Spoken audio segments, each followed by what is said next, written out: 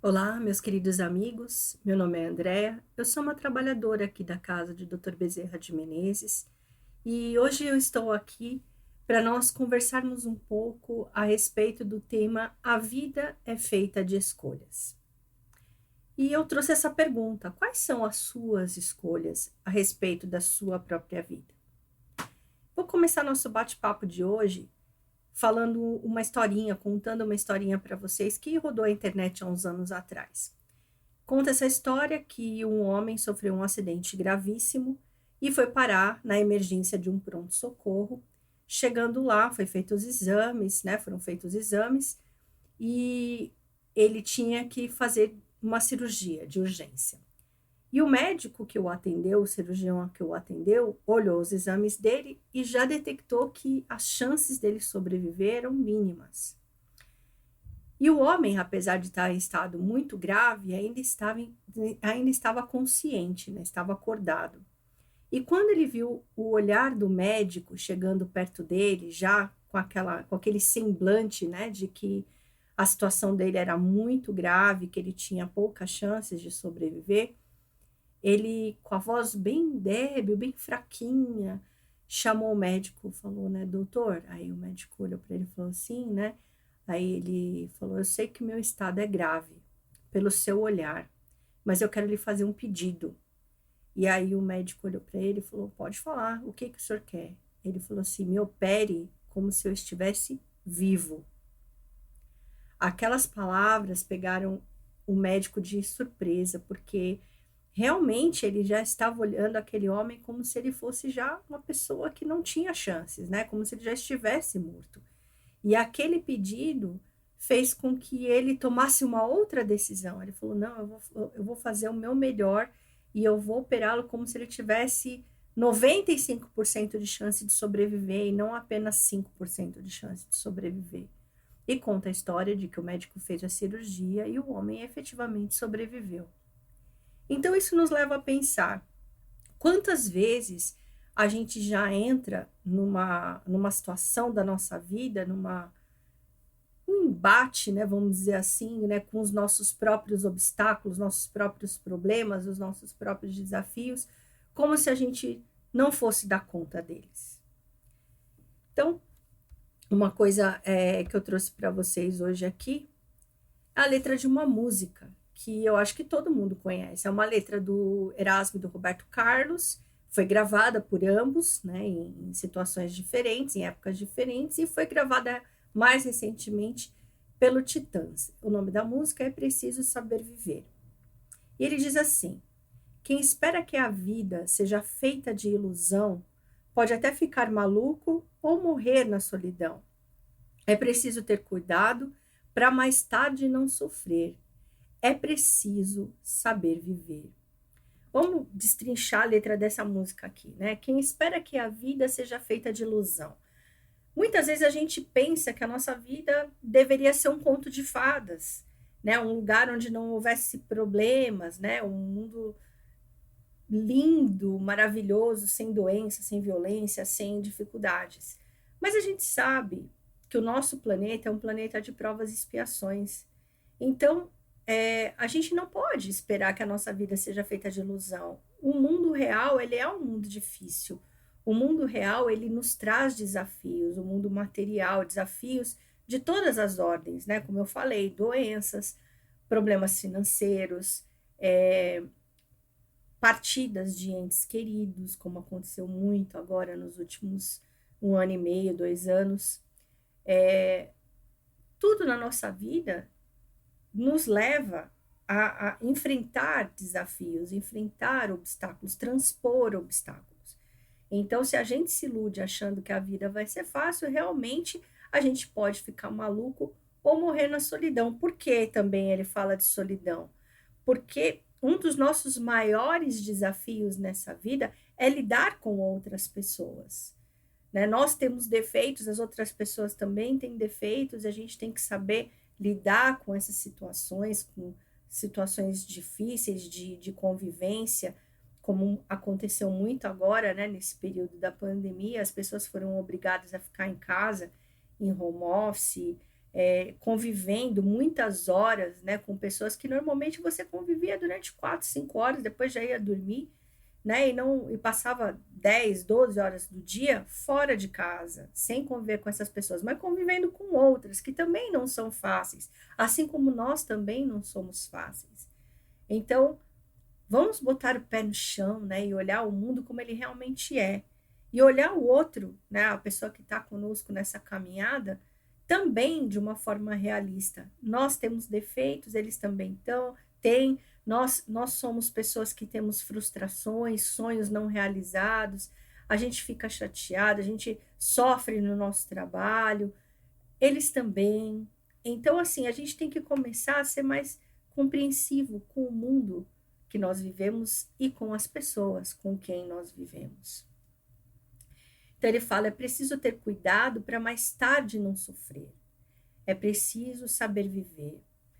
E é interessante, né, essa frase, porque nem o Erasmo, nem o Roberto, que são os autores da música, são espíritas. Mas olha como é que eles colocam as coisas, né? O que a gente faz hoje, até porque existem muitos ditados, né, que dizem isso, né? Quem planta hoje colhe amanhã, quem planta vento colhe tempestade, esse tipo de coisa que é da cultura popular, que sabe que a gente, quando semeia alguma coisa, é isso que a gente vai colher na frente. Né? Se a gente olhar na parte prática, um agricultor, ele vai plantar milho, ele vai colher milho, ele vai plantar feijão, ele vai colher feijão, ele vai plantar soja, ele vai colher soja. Não tem como ele plantar milho e colher feijão. Né? É isso mesmo, que a gente distribui para o mundo é o que a gente vai colher. Então, tome cuidado hoje para que mais tarde a gente não venha a sofrer ainda mais. Aí na segunda estrofe ele fala: toda pedra do caminho você deve retirar. Numa flor que tem espinhos você pode se arranhar. Se o bem e o mal existem, você pode escolher. É preciso saber viver. Toda pedra do caminho são essas dificuldades que eu falei, os obstáculos, né? A gente tem que saber encontrar uma forma de transpor esses obstáculos. E muitas vezes a gente não vai conseguir transpor por cima, mas fazer igual a água, né? Que vai pelos lados, que vai abraçando o obstáculo e continua seguindo o seu rumo, continua seguindo em direção ao oceano, que é o seu destino. O nosso destino é a evolução. Nosso destino é a felicidade, nosso destino é o Pai, é Deus. Então, a gente tem que ir ultrapassando essas dificuldades que nós temos no caminho para poder a gente chegar até o nosso destino. Numa flor que tem espinhos, você pode se arranhar. Aí fala de novo, às vezes, de ilusão, né? Às vezes uma situação, ela parece bonita, ela parece perfeita, mas, como eu disse, nada nesse mundo é perfeito ainda. Então, a gente tem que tomar cuidado, a gente tem que se precaver, olhar todos os lados, não acreditar em coisas que parecem muito fantasiosas, muito espetaculares, porque a gente pode se decepcionar, a gente pode criar expectativas e depois acabar se magoando, acabar se decepcionando, e essas decepções acabam muitas vezes nos tornando pessoas amargas, leva a gente a não confiar mais. Isso por quê? Porque o outro fez? Não, é porque nós geramos uma expectativa que não era real. Então a gente tem que tomar cuidado com isso, olhar o mundo com olhos realistas, não pessimistas e nem otimistas demais, mas com olhos realistas, observando todos os pontos, medindo as situações, os prós, os contras, aquilo que a gente realmente tem que fazer, meditando, buscando a ajuda do nosso mentor, dos bons espíritos que estão sempre nos guiando através da oração, através da meditação, através da calma. Tomar atitudes, como dizia uma ex-chefe minha, pelo estômago, é sempre ruim. A gente tem que tomar a decisão aqui na mente e no coração, porque também se tomar só na mente, a gente acaba se tornando frio.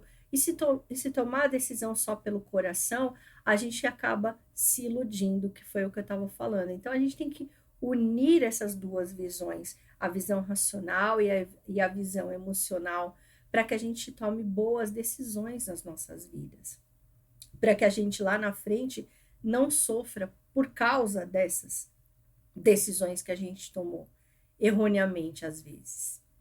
Então, ele repete várias vezes: é preciso saber viver, é preciso saber viver.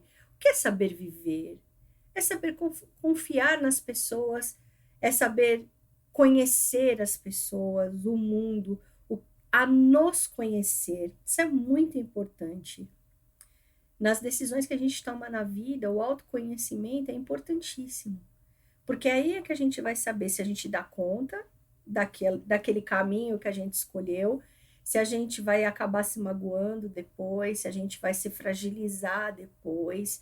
A gente se conhecer e saber que a gente tem determinadas capacidades, sim, nós somos espíritos fortes, a gente já passou por muita coisa, já conviveu com muita coisa, já superou situações difíceis. Então, nós temos a nossa força, nós temos o nosso conhecimento. E saber também as nossas fragilidades, onde é que nós temos que melhorar. Isso é muito importante. Isso é saber viver. E Deus nos deu um presente quando nós evoluímos ao ponto de saber usá-lo, né? Que é o livre-arbítrio. Então, livre-arbítrio ou livre-alvedrio são expressões que denotam a vontade livre de escolha, as decisões livres. É muito comum, às vezes, as pessoas dizerem assim: ah, fulano me fez fazer tal coisa. Ah, eu fiz tal coisa porque fulano não sei o quê, ou porque a vida me levou. Ah, aconteceu tal coisa porque era a única opção que eu tinha.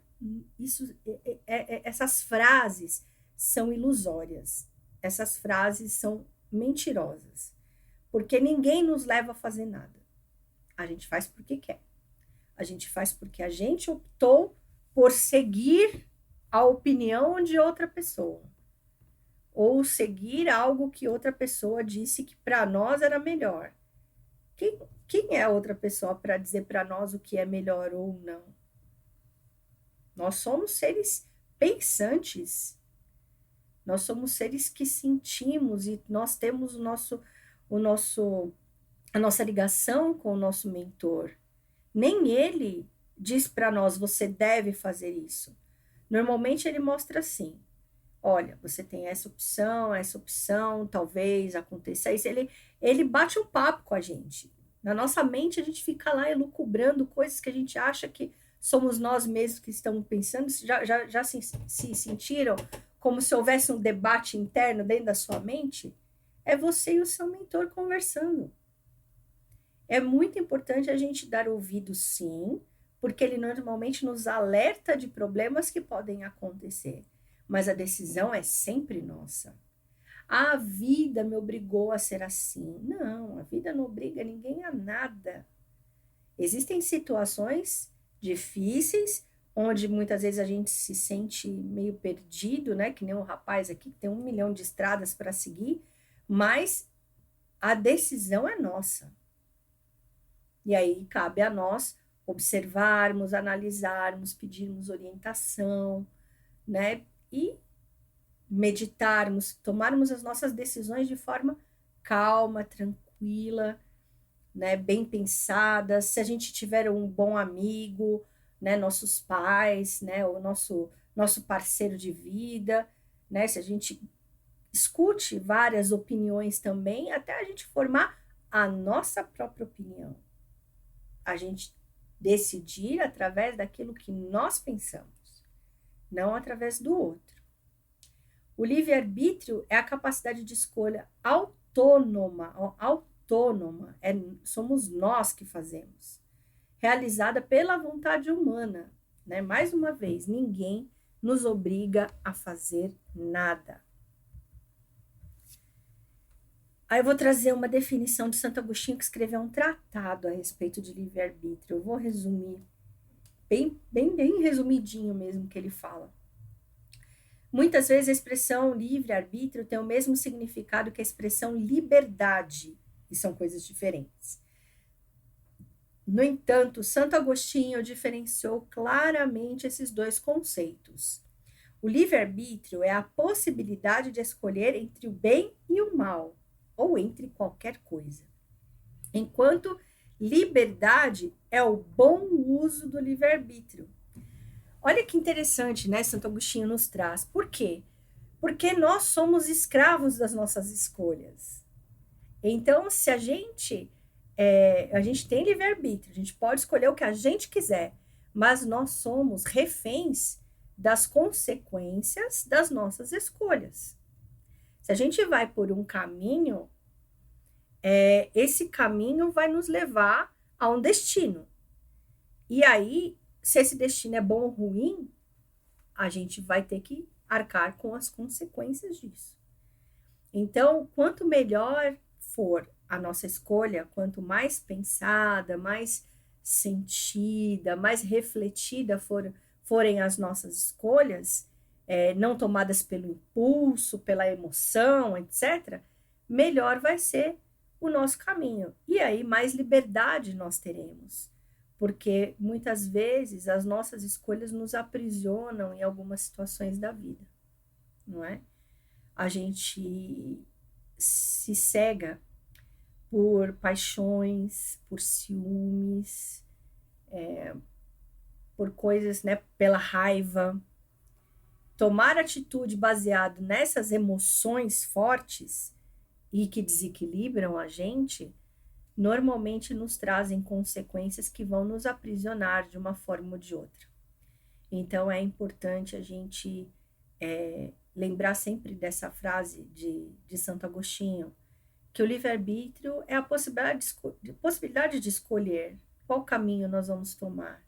Mas a liberdade, ela vem do bom uso que nós fazemos dessa habilidade que nós temos de escolher os nossos caminhos. Uma outra coisa interessante, né, que a gente fala no espiritismo bastante, né, que é a lei de causa e efeito, ou lei de ação e reação. São coisas distintas. E eu vim trazer para vocês aqui justamente essa distinção. Lei de ação e reação é a terceira lei de Newton, é uma lei física. Então, ela tem a natureza binária, né? Eu mando, eu recebo de volta. Vai e volta. Né? Porque a terceira lei de Newton fala assim, quando você coloca uma força numa determinada direção, num determinado objeto, ele vai retornar para você com a mesma intensidade, a mesma força, inclusive, né, a unidade de medida de força é Newton, né, chamada de Newton, na direção contrária. Então, eu jogo uma bolinha na parede com força, ela vai retornar para mim com força também. Se eu jogo a bolinha devagar na parede, ela vai voltar para mim devagarinho. Ela é uma lei física. E o processo dela não é complexo, eu acabei de explicar aqui. Joguei e voltou. É simples assim. A predictabilidade é determinada, ou seja, eu jogo na direção para frente, ela vai voltar para trás. Eu jogo para a direita, ela vai voltar para a esquerda. Então, assim, é previsível, né, como ela vai agir, né, como é que, dependendo da força que eu colocar, onde eu colocar, é previsível qual será a reação daquele objeto. Qual é a aplicabilidade? Em corpos, objetos dentro de certas condições no mundo material do planeta Terra. Ou seja, se vocês pegam a fórmula da lei de Newton, vocês vão ver que tem que ter massa, tem que ter a força da gravidade, tem variáveis que são medidas, né, vamos dizer assim, aqui no nosso planeta, que serve para a matéria densa.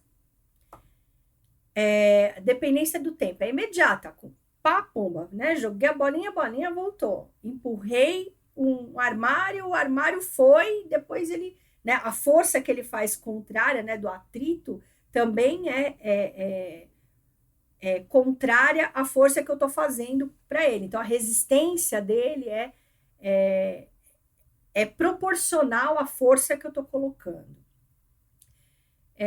Fatores de dependência são limitados, como eu falei, né? O atrito, a gravidade, a massa daquele corpo que eu estou tentando movimentar e assim por diante. Então, são fatores que eu consigo conhecer facilmente. Observando a situação, eu consigo conhecer os fatores que vão determinar como vai agir aquele corpo que está sofrendo a ação, qual vai ser a reação dele. Aí tem uma tirinha aqui que eu trouxe para vocês, né, para verem, né? A Mônica batendo no Cebolinha, usando o Sansão, aí quando ela olha o Sansão tá todo detonado. Por quê? Porque a cabeça do Cebolinha reagiu contra o Sansão. Então ela olha, o Sansão tá todo machucado, mas ela também machucou o Cebolinha. Então ambos estão machucados, né? A reação daquela ação que ela tomou. Então, assim, é bem fácil, né? É simples, vamos dizer assim. Através da observação, você consegue determinar o que vai acontecer dentro da terceira lei de Newton. Já a lei de causa e efeito, ela é um tantinho diferente. Ela não é binária. Então, uma ação que eu tenha, né, uma atitude que eu tenha, ela pode causar vários efeitos. Aqui eu trouxe uma tirinha também, né, que é usada na evangelização infantil. Se eu for gentil e educado, eu posso conquistar muitos amigos, eu vou conquistar muitos amigos. Se eu for gentil e educada com as pessoas, naturalmente as pessoas normalmente são gentis e educadas, né? Porque as pessoas tendem a reagir a nós da forma como nós agimos com elas. Às vezes acontece de ser dessa forma. E aí a reação não binária. Por quê? Porque depende do outro. Eu posso ser gentil e educada com uma pessoa e a pessoa voltar com 10 pedras na mão.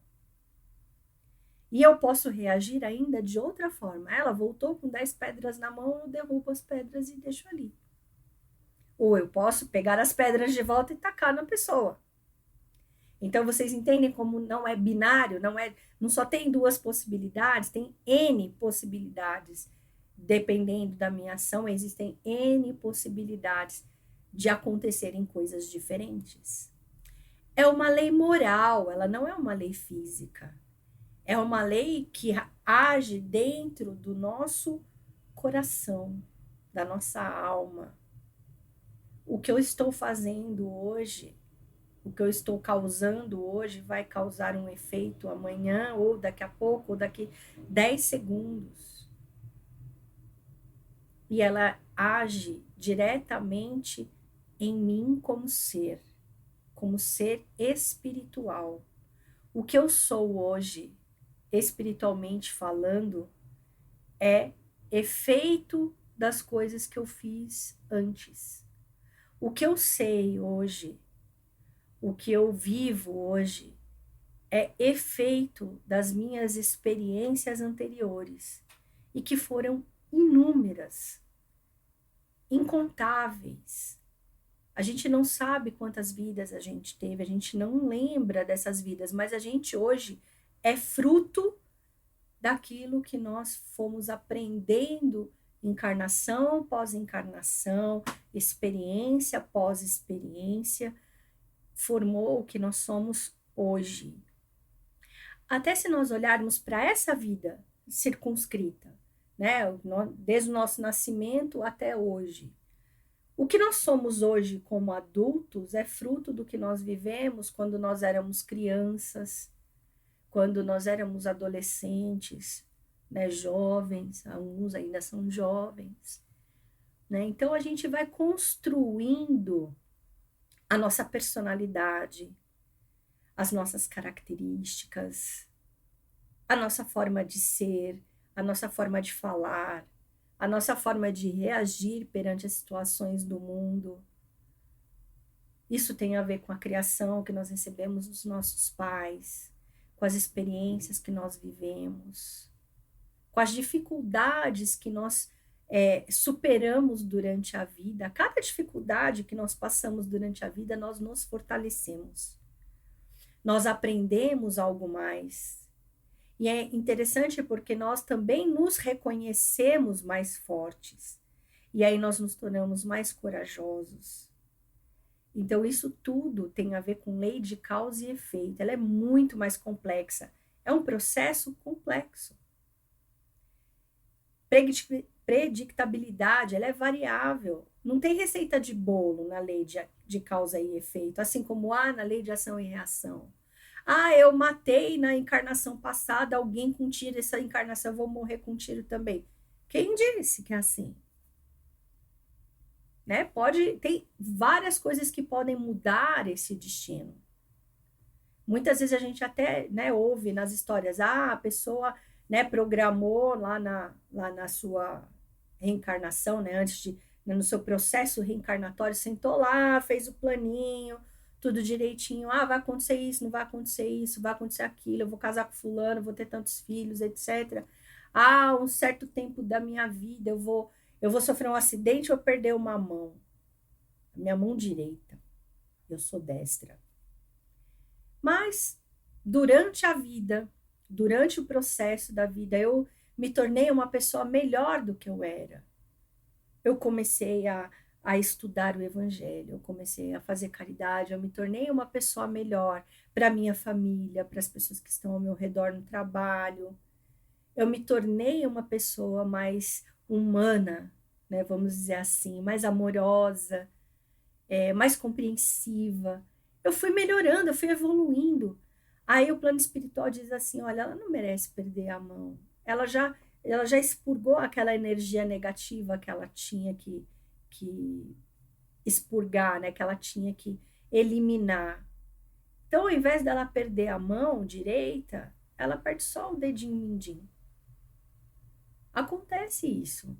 Por quê? Porque são N situações, né? Que a gente vai construindo a nossa vida dia a dia, passo a passo. E é por isso que a gente diz que nosso destino está nas nossas mãos. Isso é uma coisa que dá tanto alívio, né? Porque eu não tenho nada que seja já predicto, né? Que seja já falado, não, é aquilo, é fatalidade. Não existe isso. A gente vai mudando ao contrário também. Se a gente continua fazendo, né? Vamos usar o mesmo exemplo, que eu teria que perder a mão. Aí eu continuo fazendo coisa errada, eu utilizo as minhas mãos para continuar fazendo algo ruim, né? Eu não aprendi nada, eu regrido, entre aspas, né? Porque ninguém regride, mas eu continuo, eu não faço aquilo que eu programei, eu não faço aquilo que eu me comprometi a fazer. Aí, ao invés de perder a mão, eu posso perder o braço, ou até adiar o meu desencarne, a minha desencarnação, para eu não agravar ainda mais a minha situação kármica, né? Que é o karma, na verdade, ele é o conjunto de coisas que nós trazemos conosco, é o nosso conjunto de experiências que nós temos que melhorar, nós temos que aprender mais, ou que nós temos que botar em prática porque a gente já aprendeu e já está legal. Isso é karma, né? O karma não é só negativo, existe o karma positivo também. Aplicabilidade nas relações intrapessoais, ou seja, eu comigo mesma, nas coisas que eu faço para mim mesma, na forma como eu lido comigo, nas interpessoais, ou seja, como eu lido com as outras pessoas, em ambos os mundos, material e espiritual, ou seja, ele vai reger também as minhas relações com os espíritos desencarnados, eu encarnada com o espírito desencarnado e vice-versa. E eles, né, os espíritos desencarnados e nós aqui encarnados, não só na Terra, mas no universo como um todo. Por que isso? Porque a lei de causa e efeito é uma das leis da natureza. É uma lei natural, uma lei de Deus. É uma lei que rege o universo inteiro é regido dessa forma. Então, a gente está sujeito a ela em todas as nossas encarnações, seja aqui na Terra, seja em outros planetas, não importa. As leis de Deus, elas são universais e imutáveis, ou seja, elas valem para o universo inteiro e elas não mudam. Elas são sempre as mesmas. Por quê? Porque são perfeitas. São as leis que Deus fez para reger o universo inteiro, para deixar o universo na mais perfeita ordem. Então, essa é uma das leis principais, a lei de causa e efeito. Dependência do tempo, ela é variável, como eu falei, a gente pode sentir a consequência de uma atitude nossa daqui 5 minutos, daqui 1 segundo, daqui 1 dia, daqui 10 anos, daqui só na outra encarnação. Né? Então, a gente pode não sentir imediatamente o reflexo, né? a consequência, o efeito das nossas atitudes, mas num momento a gente vai sentir, isso não tenha dúvida. E fatores de dependência. São muitos fatores, são muitas variáveis que influenciam nessa nossa jornada, nessa nossa cruzada em relação ao nosso próprio desenvolvimento moral, nosso próprio desenvolvimento intelectual, a nossa evolução como espíritos. Nós somos seres espirituais vivendo uma experiência física, não o contrário. Então, seria muito ruim se nós fôssemos regidos somente pelas leis da física. A gente é regido pelas leis naturais, as leis de Deus. E a gente tem que buscar sempre escolher aquilo que é melhor para nós, para o mundo, para aqueles que estão ao nosso redor, para o nosso meio ambiente, para o nosso meio profissional. Todas as escolhas que nós fazemos, elas também geram efeitos em outras pessoas. E isso é uma coisa interessante também, né? Como eu falei aqui, elas se aplicam nas relações interpessoais. Então, a gente realmente tem que prestar muita atenção no que a gente está jogando para o universo, né? Assim que a gente tem o hábito de falar agora, né? A gente tem a lei da atração, né? Que é muito falado ultimamente, nos últimos 10, 20 anos talvez. Que aquilo que nós emitimos, que nós emanamos para o universo, a gente recebe de volta. Existem livros escritos a respeito disso, né? A física quântica fala muito sobre isso. Então, é isso que nós temos que prestar atenção. O que nós estamos emitindo para o universo, para nós mesmos, para as pessoas que estão ao nosso redor? Será que nós estamos emitindo amor, paz, solidariedade, caridade, essas coisas boas? Será que nós estamos distribuindo olhares amorosos, sorrisos alegres? Ou será que a gente está sempre carrancudo, reclamando? O que será que a gente espera do mundo se nós estamos dando para o mundo algo que não é tão legal? São questões que a gente tem que levar para o nosso dia a dia. Porque não adianta, né? Tem uma frase também que o pessoal fala bastante. Não adianta a gente esperar um novo fim se a gente sempre faz tudo igual todos os dias. Como é que a gente quer chegar num lugar diferente se a gente sempre faz o mesmo caminho todos os dias? Se a gente quer ter uma nova experiência, se a gente quer ter uma nova situação na nossa vida, a gente tem que fazer algo diferente. Dá um exemplo bem bobo. Como é que a gente espera emagrecer 20 quilos depois da pandemia se a gente continua comendo tudo que não deve comer e tudo que tem direito e não tem direito também? Se a gente quer mudar a nossa vida, a nossa qualidade de vida, se a gente quer emagrecer, se a gente quer se sentir mais leve, né, mais saudável, a gente tem que ter hábitos mais saudáveis, a gente tem que comer um pouco menos ou comer melhor, coisas que não engordam tanto, não só fast food, né? Não tenho nada contra fast food, adoro também, né? Mas são só exemplos simples. Como é que a gente, que nem o quadrinho que eu trouxe aqui, como é que a gente quer que as pessoas nos tratem bem se a gente só dá patada nos outros? Se a gente não tem uma atitude educada e gentil com as pessoas, respeitosa? Como é que nós esperamos que os outros nos respeitem se a gente não respeita os outros? Tudo parte de nós. Como eu disse antes, o controle da nossa vida está nas nossas mãos. As rédeas da nossa vida estão nas nossas mãos.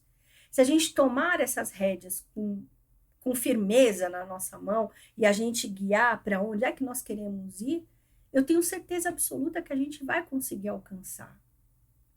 A gente observando que a gente não vai passar por cima de ninguém, que a gente não vai prejudicar ninguém, que a gente quer o nosso bem, que a gente quer saúde, que a gente quer prosperidade, que a gente quer abundância de tudo, de amor, de saúde, de paz na nossa vida, e a gente guiar para esse rumo, a gente distribuir também esse tipo de coisa para as pessoas que estão ao nosso redor, se nós formos pessoas otimistas, felizes, se a gente distribuir alegria, carinho para as pessoas, o universo vai conspirar para que a gente tenha o mesmo. Acreditem nisso. Acreditem em vocês. Acreditem no universo. E acreditem em Jesus, no Evangelho. Tem uma passagem do Evangelho que eu acho muito bonita, que era quando Jesus estava prestes, depois que ele ressuscitou, Jesus estava prestes a voltar, né, ao tal do Pentecostes, né, quando Jesus sobe aos céus, né, que vem o Espírito Santo e Jesus sobe aos céus. E ele está conversando com os discípulos estão com medo, os discípulos estão confusos, né, porque Jesus, ele era a fortaleza deles, né? Era o sustento deles. E aí eles estão meio chateados. E Tomé pergunta, né? Senhor, nós não sabemos para onde vais. E como podemos saber o caminho? E Jesus disse, eu sou o caminho e a verdade e a vida. Ninguém vem ao Pai senão por mim. Isso está lá no Evangelho de João, capítulo 14, versículos 5 e 6. Eu sou o caminho, a verdade e a vida, e ninguém vai ao Pai senão por mim. O que Jesus quis dizer com isso? Mirem no meu exemplo. Eu sou o exemplo que Deus mandou para que vocês pudessem seguir. Olha que lindo, né? Tem um versículo de João também que Deus nos amou tanto que enviou o seu filho primogênito para nos ensinar o caminho a seguir. Jesus, durante toda a sua vida, nos deu exemplos de como agir. Então, por isso que ele diz que ele é o caminho, a verdade e a vida. Por que a vida? Porque enquanto nós estamos nesses tropeços, né, nos distanciando do evangelho de Jesus, a gente fica como morto-vivo. A gente não sente a vida na plenitude. E é isso que Jesus quer que nós façamos. E ele continua. Na verdade vos digo que aquele que crê em mim também fará as obras que eu faço, e as fará maiores do que estas, porque eu vou para meu Pai. Isso está lá no capítulo 14 também, mas no versículo 12. O que Jesus diz a respeito disso? Que nós somos capazes de fazer o que ele fazia, o que ele fez na terra. Porque nós somos centelhas divinas, como ele também é. Então ele estava indo de volta para o reino crístico, né, para o reino dos céus, para os mundos ditosos onde ele vive, mas ele jamais nos abandonaria. Então ele diz que se nós seguirmos o que ele mostrou, né, durante toda a sua vida, nós seremos capazes de fazer o que ele faz e ainda mais. Porque nossas possibilidades são infinitas. Basta que nós escolhamos fazer essas coisas maravilhosas que Jesus fez. E se me amais, guardai os meus mandamentos. Quais eram os mandamentos de Jesus? Ama a Deus sobre todas as coisas e ao próximo como a ti mesmo. E eu rogarei ao Pai, e ele vos dará outro consolador. Por que ele está prometendo isso? Porque eles estavam tristes porque Jesus ia embora. Jesus estava falando que ia embora. E eles estavam tristes. Então ele fala, né, que Deus dará outro consolador para que fique convosco para sempre. O Espírito de verdade, que o mundo não pode perceber, porque não o vê nem o conhece. mas vós o conheceis, porque habita convosco e estará em vós. Quem é o Espírito de verdade? O próprio Jesus. Então Jesus diz que aqueles que estavam ali com ele, conheciam Jesus, sabia quem era Jesus, o que Jesus fazia, o que Jesus queria, como Jesus viveu. Então ele estaria sempre dentro do coração daqueles discípulos, né, que estavam ali com ele. E ele mandou depois para aqueles que não conheciam Jesus, ele mandou o Consolador, que é a terceira revelação, o Espiritismo. Então, o primeiro livro do Espiritismo que foi lançado não foi o Evangelho, foi o Livro dos Espíritos. Mas o Evangelho traz, como diz aqui na própria capa, essa é a capa original do Evangelho segundo o Espiritismo em francês, né? Ele fala a explicação das máximas morais de Cristo e sua concordância com o Espiritismo e sua aplicação nos diversos momentos da vida, né, por Allan Kardec. Então ele fala, né, ele traz de novo o Evangelho de Jesus, o que está na Bíblia, e ele explica de uma forma simples, ele esmiuça, né, o espírito de verdade e toda aquela pleiade de espíritos que o acompanha, dando explicações a respeito do que Jesus disse e que às vezes ainda parece confuso para nós. Então nós lemos o Evangelho e o Evangelho vai esmiuçando, vai esclarecendo, trazendo para os dias mais atuais aqueles exemplos que Jesus deu, que era muito voltado para aquelas pessoas que estavam ali naquela época, naquela região, para que eles entendessem. Então nós temos na mão um mapa de como agir da melhor forma possível na nossa vida, que é o Evangelho. Leiam o Evangelho, estudem o Evangelho e tentem seguir o que está escrito lá. E aí sim, a gente vai conseguir ter boas escolhas na nossa vida, para que a nossa vida seja cada vez mais feliz, ter abundância de tudo, de amor, de paz, de saúde, de felicidade, de tudo aquilo que a gente precisa, de tudo aquilo que a gente almeja, da nossa evolução moral, da nossa evolução espiritual, intelectual. Tudo isso vai sendo construído dia a dia. Não vai ser assim, ó, num toque de mágica, mas a gente vai construindo, tijolinho por tijolinho, até a gente ter uma construção bem firme da nossa própria evolução espiritual, do nosso próprio crescimento como ser espiritual. Eu espero que vocês tenham gostado dessa palestra, eu espero que vocês leiam, sigam e tentem ser cada vez mais felizes, tomando as melhores escolhas para a vida de vocês. Que todos nós possamos fazer isso. Um grande beijo no coração de todos, que Jesus os abençoe, que ilumine seus caminhos e que os faça cada vez mais felizes. Obrigada.